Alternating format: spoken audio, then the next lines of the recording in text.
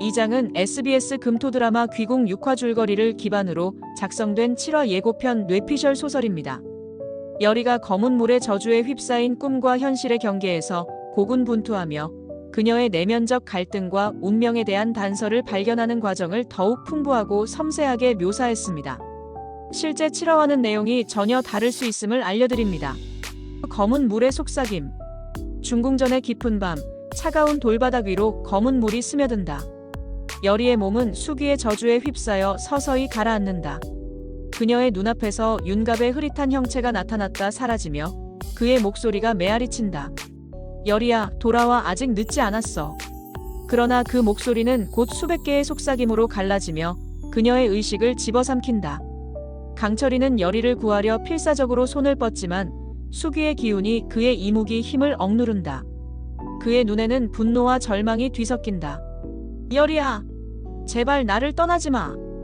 그의 외침은 중궁전의 어둠 속으로 묻히고 화면은 암전된다. 그리고 7화의 이야기가 시작된다. 1장 어둠 속의 여리. 여리는 꿈인지 현실인지 모를 공간에 홀로 서 있다. 사방은 끝없는 검은 물로 둘러싸여 있고 그녀의 발밑은 차갑고 끈적한 감각으로 젖어 있다. 물은 그녀의 발목을 휘감으며 서서히 올라오고 그럴수록 그녀의 몸은 점점 더 무겁게 가라앉는다.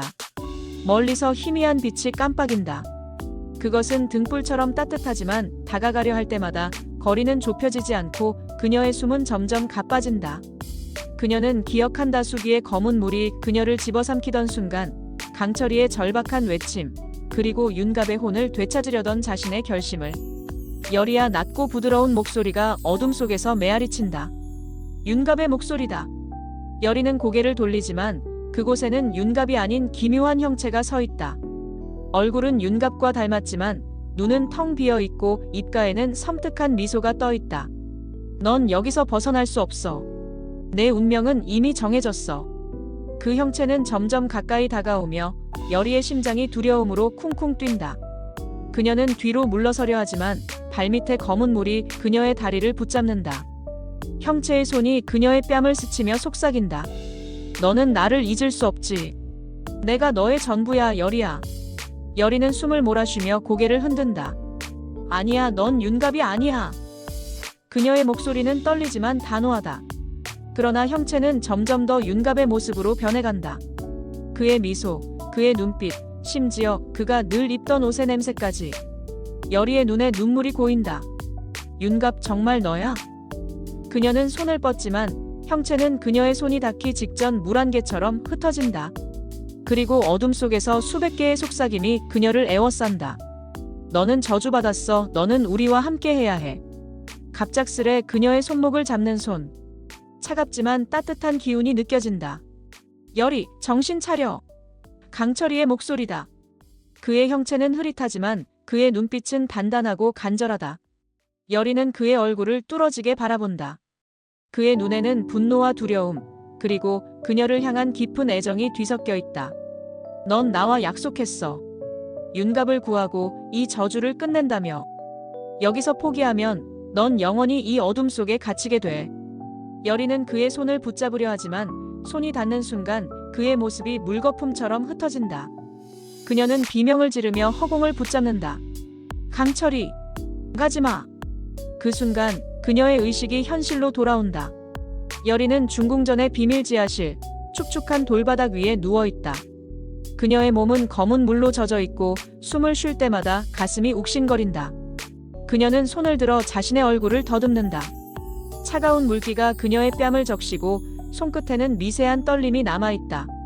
꿈이었나? 그러나 그녀의 몸에 스며든 검은 물의 냄새와 가슴을 짓누르는 무게는 너무나 현실적이다. 여리는 몸을 일으키려 하지만 다리에 힘이 들어가지 않는다. 그녀는 주변을 둘러본다. 지하실은 어둡고 음산하며 벽에는 이끼와 곰팡이가 뒤덮여 있다. 천장에서는 물방울이 뚝뚝 떨어져 바닥에 고인 웅덩이를 만든다. 그녀는 강철이가 자신을 구해냈음을 직감한다.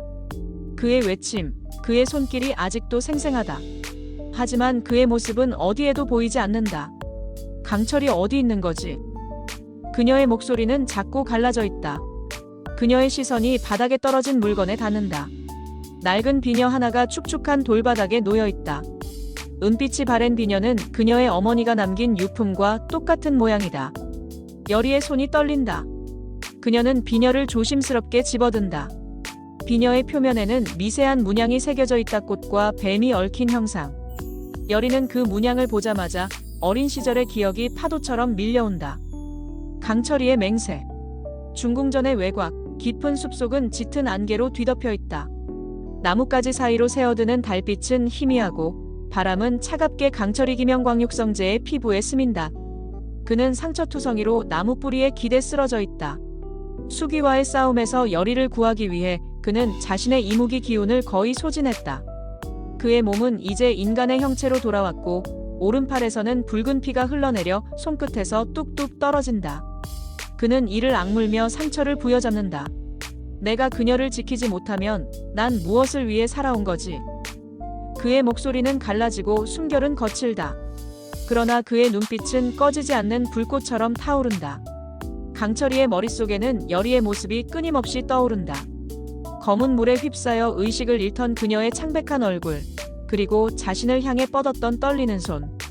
그는 그녀를 구해냈지만 그 순간 그녀를 잃을 뻔한 공포가 그의 가슴을 짓누른다. 수백 년을 이무기로 살아오며 인간의 감정을 외면했던 그는 이제 열이라는 존재 하나로 인해 자신의 모든 것을 뒤흔드는 감정의 소용돌이에 빠져있다. 열이 내가 너를 구할게. 반드시. 그는 혼잣말로 다짐하며 고통을 참아내며 몸을 일으키려 한다. 그때 어둠 속에서 부스럭거리는 소리가 들린다. 강철이의 눈이 날카로워진다. 그의 손이 본능적으로 허리춤의 단검으로 향하지만 힘이 빠진 몸은 그의 의지를 따라주지 않는다. 그림자가 천천히 다가온다. 낡은 회색 도포를 걸친 노인, 중궁전의 늙은 내관 백운미 공개 배우이다. 백운은 강철이의 처참한 몰골을 내려다보며 낮게 한숨을 내쉰다. 이무기여, 내가 인간의 감정에 휘둘리기 시작했구나. 이건 축복인가 저주인가?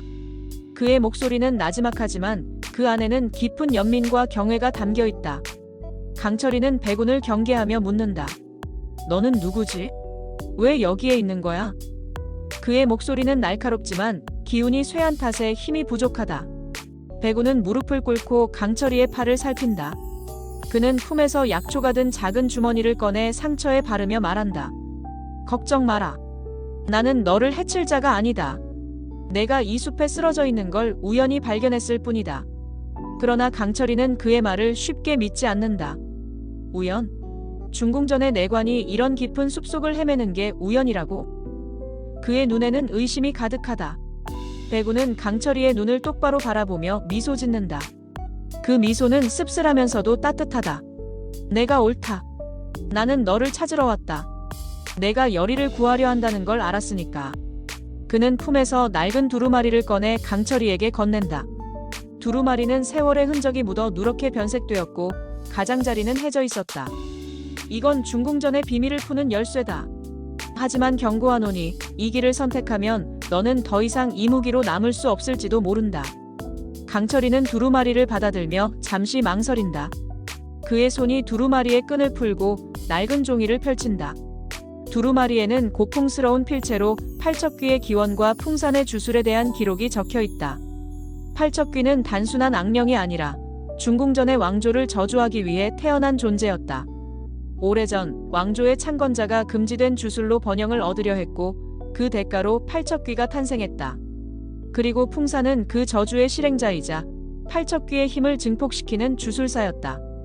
두루마리의 마지막 페이지에는 여리의 어머니와 관련된 기록이 있었다. 그녀는 팔척귀를 봉인하려 했던 무녀였지만 풍산의 배신으로 실패하고 목숨을 잃었다. 강철이는 두루마리를 읽으며 숨을 멈춘다. 여리의 어머니 그녀가 무녀였다고? 그의 머릿속에서 퍼즐 조각이 맞춰진다. 여리가 귀신을 볼 수 있는 능력, 그녀의 비녀, 그리고 그녀가 짊어진 운명. 그는 깨닫는다. 여리를 구하려면 풍산을 직접 상대해야 하고 그러기 위해선 자신의 모든 것을 걸어야 한다. 이무기로서의 불멸의 힘, 수백 년의 고독, 그리고 이제 막 싹튼 인간의 감정까지. 풍산의 그림자. 중궁전의 심장부, 깊은 지하에 숨겨진 비밀재단은 음산한 기운으로 가득하다. 천장에는 물때가 낀 돌들이 불규칙하게 박혀있고 바닥에는 오래된 피의 흔적이 얼룩져 있다. 제단의 중심에는 거대한 거울이 서 있다. 거울의 표면은 검은 안개로 뒤덮여 있고 그 안에서는 수백 개의 영혼이 비명을 지르며 갇혀 있다. 그들의 얼굴은 고통으로 일그러져 있고 손은 허공을 핥히며 구원을 애원한다. 그러나 거울 밖의 풍사는 그 비명을 즐기듯 낮은 웃음을 터뜨린다. 열이, 내가 아무리 발버둥 쳐도 이 저주는 끝나지 않아. 내 피는 이 저주를 완성할 마지막 열쇠다. 그의 목소리는 차갑고 날카롭지만 그 안에는 광기 어린 집착이 스며 있다.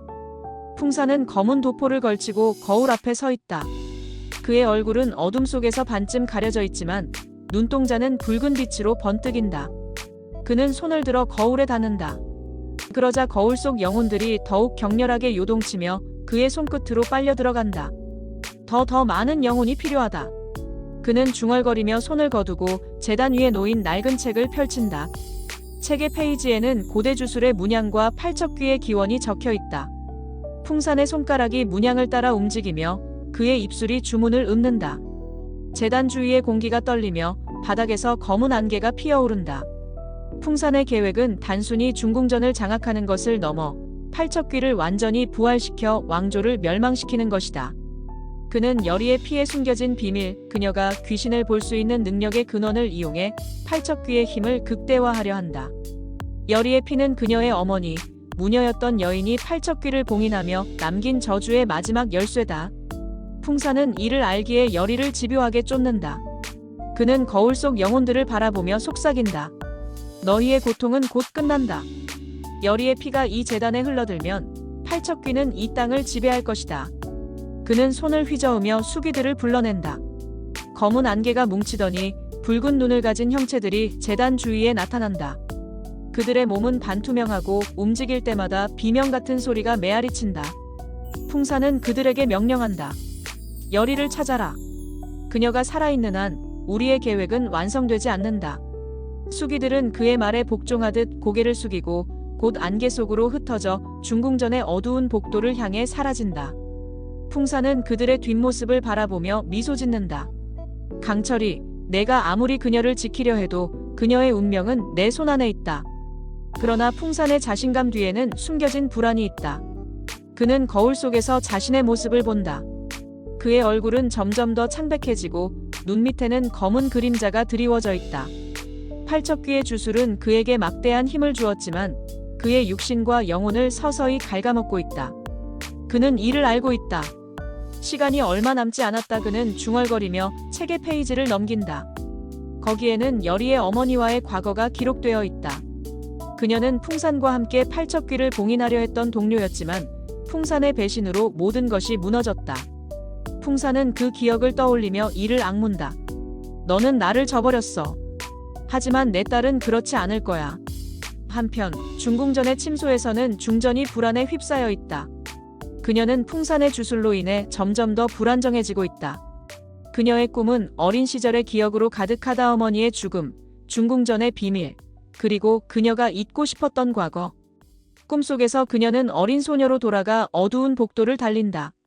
복도 끝에는 거대한 문이 있고 문 너머에서 풍산의 목소리가 들린다. 너는 저주를 피할 수 없어. 내 혈통은 이 저주와 함께 태어났다. 중전은 비명을 지르며 깨어난다. 그녀의 이마에는 식은땀이 맺혀 있고 손은 덜덜 떨린다. 중전은 침대 옆에 놓인 작은 상자를 열어 그 안에 옥패를 꺼낸다. 옥패에는 뱀과 꽃이 얽힌 문양이 새겨져 있다. 열의의 비녀와 같은 문양. 중전은 옥패를 손에 쥐며 중얼거린다. 내가 너를 지켜야 했는데. 그녀는 열의와의 연결을 느낀다. 열의는 단순한 궁녀가 아니다. 그녀는 중전의 어머니, 즉 무녀의 혈통을 이어받은 마지막 후계자다. 중전은 자신의 과거를 떠올린다. 그녀는 어린 시절 어머니가 풍산의 주술에 맞서 싸우다 죽는 모습을 보았다. 그때 그녀는 아무것도 할 수 없었다. 하지만 이제 열의를 통해 그 저주를 끊을 기회가 생겼다. 중전은 열의에게 다가가려 하지만 그녀의 몸은 점점 더 약해진다. 풍산의 주술은 그녀의 생기를 빨아들이고 있다. 그녀는 궁녀를 불러 열의를 찾으라 명하지만 궁녀는 겁에 질린 표정으로 고개를 숙인다. 전하, 궁궐 곳곳에서 이상한 기운이 느껴집니다. 수기들이 돌아다닌다고 중전은 이를 악문다. 그녀는 열의에게 전해야 할 말이 있다. 그녀는 침소의 문을 열고 복도로 나선다. 그러나 복도 끝에서 붉은 눈의 수귀가 그녀를 노려보고 있다. 중전은 옥패를 꼭 쥐며 속삭인다. 열이, 너는 나와 같은 운명을 짊어졌어. 하지만 너라면 이 저주를 끊을 수 있을지도 몰라. 재회와 새로운 위협. 중궁전의 비밀 통로는 어둡고 축축한 냄새로 가득하다. 벽에는 이끼가 끼어 있고 발밑의 돌바닥은 미끄러워 열이 김지었는 몇 번이나 비틀거린다. 그녀의 몸은 검은 물의 저주로 여전히 무겁고 숨을 쉴 때마다 가슴이 욱신거린다. 그러나 그녀의 눈에는 단단한 결의가 담겨 있다. 강철이, 내가 너를 찾아야 해. 그녀는 이를 악물고 한 발씩 앞으로 나아간다. 손에는 어머니의 유품인 낡은 비녀가 쥐어져 있다. 비녀의 차가운 금속이 그녀의 손바닥을 누르며 그녀에게 이상한 안도감을 준다. 통로는 끝없이 이어지는 듯하다. 벽에 새겨진 오래된 문양들이 희미한 횃불빛에 비치며 기묘한 그림자를 들이운다. 여리는 문양을 보자 어린 시절 어머니가 들려주던 이야기가 떠오른다. 이 문양은 우리 가문이야, 여리야. 너를 지켜줄 거란다. 그때는 그저 동화 같은 이야기로 들렸지만 지금은 그 문양이 그녀의 운명과 깊이 얽혀 있음을 느낀다. 그녀는 비녀를 손에 더 꼭 쥐며 속삭인다. 어머니, 저를 이끌어주세요. 통로 끝에서 희미한 빛이 보인다. 여리는 숨을 고르며 그쪽으로 다가간다. 빛은 좁은 출구에서 새어나오고 그 너머에서 익숙한 기운이 느껴진다. 강철이다. 그녀의 심장이 빠르게 뛴다. 그녀는 출구로 뛰어들며 외친다. 강철이. 그 순간 어둠 속에서 강철이 김영광 육성재의 모습이 드러난다. 그는 상처투성이로 서 있고 그의 눈에는 안도와 간절함이 뒤섞여 있다. 그는 여리를 보자마자 망설임 없이 그녀를 끌어안는다. 다시는 너를 잃을 뻔했어. 그의 목소리는 떨리고 그의 품은 차갑지만 따뜻하다. 여리는 그의 가슴에 얼굴을 묻고 잠시 안도한다. 그의 심장 소리가 그녀의 귀에 울린다. 강철이 살아있어서 다행이야. 그들의 재회는 짧지만 강렬하다. 여리는 강철이의 상처를 보고 눈을 크게 뜬다.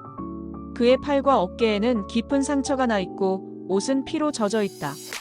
이게 다 나 때문이야? 그녀의 목소리는 죄책감으로 떨린다. 강철이는 그녀의 뺨을 부드럽게 어루만지며 고개를 잰다. 너 때문이 아니야. 내가 선택한 거야. 널 지키는 건 내가 살아가는 이유야. 그의 말은 단호하지만 그 안에는 그녀를 향한 깊은 애정이 담겨 있다. 여리는 그의 손을 잡으며 눈물을 글썽인다. 고마워, 그리고 미안해. 그러나 그들의 평온은 오래가지 못한다. 통로의 어둠 속에서 낮은 울음소리가 퍼진다. 바람이 아닌 뭔가 살아있는 존재의 기운이다. 강철이의 눈이 날카로워진다. 그는 여리를 자신의 뒤로 밀며 단검을 꺼낸다. 수기들이다. 풍산이 보냈어. 그의 목소리는 긴장으로 굳어있다. 여리는 그의 등 뒤에서 숨을 고르며 비녀를 꺼낸다. 그녀의 손이 떨리지만 그녀는 물러서지 않는다. 나도 싸울게. 더 이상 너 혼자 싸우게 두지 않을 거야. 갑작스레 통로의 벽이 흔들리며 검은 안개가 쏟아져 나온다. 안개 속에서 붉은 눈을 가진 수기들이 나타난다. 그들의 형체는 인간과 닮았지만 움직임은 부자연스럽고 입에서는 저주의 속삭임이 새어나온다. 열이 내 피를 바쳐라. 수기들은 날카로운 발톱을 드러내며 다가온다. 강철이는 여리를 보호하며 단검을 휘두른다. 그의 움직임은 여전히 날렵하지만 이무기 기운이 약해진 탓에 힘이 부족하다. 한 마리의 수귀가 그의 어깨를 핥히며 피를 흘리게 한다. 강철이는 이를 악물며 버티지만 수기들의 숫자는 점점 늘어난다. 여리는 강철이의 고통을 보며 심장이 찢어지는 듯하다. 그녀는 비녀를 손에 쥐고 갑작스레 떠오른 기억에 몸을 맡긴다. 어린 시절 어머니가 그녀에게 주술의 기본을 가르쳐준 순간이 스쳐 지나간다. 여리야, 내 마음이 강하면 이 비녀는 너의 의지를 따를 거야. 그녀는 눈을 감고 비녀를 바닥에 힘껏 꽂는다. 그 순간 통로 바닥에 숨겨진 주술진이 빛을 내며 활성화된다. 빛은 강렬하고 따뜻하며 수기들을 밀어내는 힘을 뿜어낸다. 수기들은 비명을 지르며 안개 속으로 흩어진다. 여리는 놀라며 비녀를 바라본다. 비녀의 문양꽃과 뱀이 얽힌 형상이 희미하게 빛나고 있다. 이건 어머니의 힘이야? 그녀의 목소리는 떨리지만 그 안에는 새롭게 깨어난 확신이 담겨 있다. 강철이는 그녀를 바라보며 숨을 고른다. 그의 얼굴에는 놀라움과 자부심이 섞여 있다. 내 어머니는 중궁전의 무녀였다. 그녀는 팔척귀를 봉인하려 했지만 실패했어. 내가 가진 능력은 그녀의 유산이다. 여리는 그의 말에 충격을 받는다. 그녀는 비녀를 손에 쥐고 천천히 일어선다. 그럼 내가 귀신을 볼 수 있는 것도, 이 비녀도 모두 어머니가 남긴 거란 거야? 강철이는 고개를 끄덕이며 그녀의 어깨를 잡는다. 그래. 내 어머니는 풍산의 저주를 막으려 했어. 하지만 그녀는 너를 통해 그 싸움을 이어가길 바랐던 거야. 여리는 그의 말을 곱씹으며 자신의 운명을 깨닫는다. 그녀는 단순한 궁녀가 아니다. 그녀는 어머니와 연결된 더 큰 그림의 일부, 팔척귀와의 싸움에서 마지막 희망이다. 그 순간 통로의 벽에서 다시 진동이 울린다. 이번엔 수기가 아닌 더 강력한 기운이다. 강철이의 표정이 굳어진다. 풍산이 가까이에 있어. 그가 직접 움직이기 시작했어. 그는 여리의 손을 잡고 통로를 빠져나가려 한다. 그러나 통로 끝에서 붉은 빛이 번쩍이며 거대한 그림자가 그들을 가로막는다. 그림자는 인간의 형체를 하고 있지만 그 기운은 팔척귀와 닮아 있다. 그림자는 낮은 목소리로 말한다. 여리, 내 피는 내 것이다. 여리는 그 목소리에 몸을 떨지만 강철이의 손을 더 세게 잡는다. 우린 너를 막을 거야, 풍산. 강철이는 여리를 뒤로 밀며 단검을 겨누지만 그의 몸은 이미 한계에 다다랐다. 그림자는 그들의 약점을 아는 듯 미소 짓는다. 이무기여, 내 힘은 이미 바닥났어. 그리고 여리, 너는 저주에서 벗어날 수 없어. 여리는 이를 악물고 비녀를 들어올린다. 내 운명은 내가 정해. 그녀의 외침과 함께 비녀에서 다시 빛이 뿜어져 나오지만 그림자는 그 빛을 손쉽게 막아낸다. 강철이와 여리는 점점 궁지에 몰린다. 중궁전의 반격. 중궁전의 밤은 더 이상 고요하지 않다. 하늘은 불길한 붉은 빛으로 물들었고 궁궐의 복도에는 차가운 안개가 깔려있다. 여리와 강철이는 중궁전의 중심으로 돌아와 중전 침소 앞에 선다. 여리의 손에는 어머니의 비녀가, 강철이의 품에는 백운이 건넨 두루마리와 부적이 있다. 두 사람은 서로를 바라보며 묵묵히 고개를 끄덕인다. 그들의 눈에는 단단한 결의가 담겨 있다. 이제 그들은 혼자가 아니다. 중전이 그들과 함께 싸울 준비를 하고 있다. 침소 안에서 중전은 창백한 얼굴로 그들을 맞는다. 그녀의 손은 떨리고 이마에는 식은땀이 맺혀 있다. 풍산의 주술이 그녀의 생기를 서서히 앗아가고 있지만 그녀의 눈빛은 여전히 강렬하다. 중전은 여리와 강철이를 보며 낮은 목소리로 말한다. 너희가 여기까지 온 걸 보니 내 선택이 틀리지 않았어. 그녀는 침대 옆에 작은 상자를 열어 그 안에서 옥패를 꺼낸다. 옥패에는 뱀과 꽃이 얽힌 문양이 새겨져 있다. 여리의 비녀와 같은 문양. 중전은 옥패를 여리에게 건네며 말한다. 이건 중궁전의 마지막 방패다. 풍산의 재단을 파괴하려면 이게 필요해. 여리는 옥패를 받아들며 중전의 손을 바라본다. 그 손은 차갑고 마치 생기가 빠져나간 듯 약해 보인다. 전하, 왜 저를 돕는 건가요? 이건 너무 위험해요. 여리의 목소리는 걱정으로 떨린다. 중전은 씁쓸한 미소를 지으며 대답한다. 너는 나와 같은 운명을 짊어졌어, 여리야. 나는 오래전 내 어머니가 풍산의 주술에 맞서 싸우다 죽는 걸 보았지. 그때 나는 아무것도 할 수 없었어. 하지만 너라면 이 저주를 끊을 수 있을지도 몰라. 중전은 천천히 자신의 비밀을 밝힌다. 그녀는 과거 풍산의 주술에 저항하려 했던 무녀의 딸이었다. 그녀의 어머니는 여리의 어머니와 함께 팔척귀를 봉인하려 했지만 풍산의 배신으로 모든 것이 무너졌다. 중전은 그때부터 자신의 혈통이 저주와 연결되어 있음을 알았다. 내 어머니는 너의 어머니와 자매처럼 지냈어. 너와 나는 혈통으로 이어진 운명을 공유하고 있어. 중전의 말에 여리는 숨을 멈춘다. 그녀는 옥패를 손에 쥐며 깨닫는다. 그녀의 싸움은 단순히 윤감육성제를 구하기 위한 것이 아니라 중궁전과 왕조의 운명을 바꾸는 일이다. 강철이는 중전의 말을 듣고 고개를 끄덕인다. 그럼 시간이 없군요. 풍산은 이미 재단에서 주술을 준비하고 있을 겁니다. 그는 두루마리를 펼쳐 중전에게 보여준다. 두루마리에는 재단의 위치와 팔척귀를 봉인하는 주술의 단서가 적혀 있다. 중전은 두루마리를 보며 눈을 가늘게 뜬다. 이건 내 어머니가 남긴 기록이야. 하지만 재단은 위험해. 풍사는 이미 그곳을 자신의 영역으로 만들었을 거야. 여리는 옥패와 비녀를 나란히 놓고 바라본다. 두 문양은 서로를 완성하듯 완벽히 맞아떨어진다. 그녀는 결심한 듯 말한다. 어머니가 저를 이 길로 이끌었어요. 전하, 강철이 우리 함께 재단으로 가요. 중전은 그녀의 결의를 보며 고개를 끄덕인다. 좋아. 하지만 조심해라. 풍사는 너희의 모든 움직임을 알고 있을 거야. 그 시각, 풍사는 중궁전의 비밀재단에서 대규모 주수를 발동시키고 있다. 재단은 이제 완전히 그의 통제 아래 있다. 거대한 거울은 붉은 빛으로 번쩍이고 그 안에서 갇힌 영혼들의 비명이 궁궐 전체에 울려 퍼진다. 풍사는 재단의 중심에 서서 검은 칼을 들고 주문을 읊는다. 팔척귀여, 이 땅의 주인이 되어라. 여리의 피로 너의 부활을 완성하라. 그의 목소리는 광기로 떨리며 재단 바닥에 주술진이 붉게 타오른다. 주술의 여파는 즉각적으로 나타난다. 중궁전의 하늘은 붉게 물들고 궁궐의 사람들은 알 수 없는 공포에 휩싸인다. 궁녀들은 비명을 지르며 복도를 달리고 내관들은 문을 걸어 잠그지만 팔척귀의 기운은 모든 것을 뚫고 들어온다. 창문 너머로 검은 그림자들이 어른거리고 벽에서는 속삭이는 소리가 끊이지 않는다. 풍사는 그 혼란을 느끼며 미소 짓는다. 이제 시작이다. 이 왕조는 오늘 끝난다. 그러나 풍사는 이미 여리와 강철이 그리고 중전이 재단으로 향하고 있음을 눈치챘다. 그는 거울 속에서 그들의 움직임을 본다. 어리석은 것들 스스로 재단으로 걸어 들어오다니.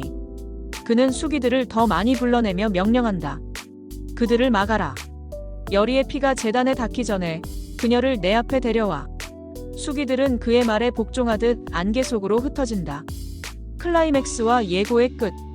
7화의 클라이맥스는 풍산의 재단에서 벌어지는 격렬한 대결이다. 강철이는 자신의 마지막 이무기 기운을 끌어모아 풍산의 주술을 막고 여리는 중전의 옥패와 어머니의 비녀를 사용해 재단의 핵심을 파괴하려 한다. 그러나 풍산은 예상보다 강력하다. 그는 여리의 마음을 흔들기 위해 윤갑의 혼을 소환한다. 윤갑의 형체는 여리 앞에 서서 애원한다. 여리야, 날 구해줘. 나를 잊지 마. 여리는 눈물을 흘리며 그의 손을 잡으려 하지만 강철이가 그녀를 막는다. 그건 윤갑이 아니야. 풍산의 속임수야. 여리는 갈등하지만 결국 자신의 결심을 다진다. 그녀는 윤갑의 형체를 뿌리치고 재단의 핵심에 비녀를 꽂는다. 재단이 무너지며 거대한 빛이 터져나온다. 풍산은 비명을 지르며 사라지고 여리와 강철이는 그 충격으로 쓰러진다. 그러나 그 순간 여리의 몸에서 검은 물이 다시 스며나오기 시작한다. 그녀는 저주가 아직 끝나지 않았음을 깨닫는다. 마지막 장면에서 여리는 강철이의 품에 기대며 속삭인다. 강철이, 내가 살아남으면 너와 함께 새벽을 보고 싶어. 강철이는 그녀의 손을 꼭 잡으며 답한다. 약속해. 우린 그 새벽을 함께 볼 거야. 화면은 그들의 모습 위로 붉은 하늘이 서서히 밝아지는 장면으로 페이드 아웃된다.